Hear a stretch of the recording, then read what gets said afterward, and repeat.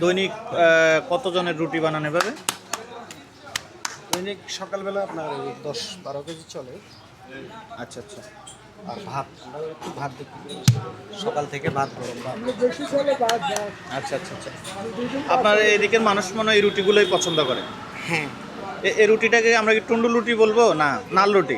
নাল রুটিও বলে, নাল রুটিও বলে, কেউ তুন্দুল রুটি বলে, আপনাদের ওদিকে কেউ নাল বলে আর কি। তবে পরোটার থেকেও কিন্তু এই রুটিটা ভালো, তেল নাই কিছু নাই। হ্যাঁ, পরোটা খেতে চায় না তেলের জন্য। আপনি এই রুটি বানানো কোত্থেকে শিখছেন সর্বপ্রথম? সর্বপ্রথম এই বাড়িহাট বাজার বিসমিল্লাহ যাই। আচ্ছা আচ্ছা।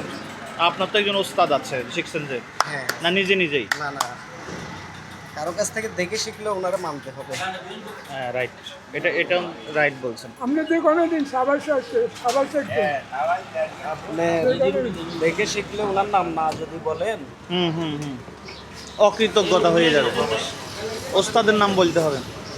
রুটি খান না আরো খান?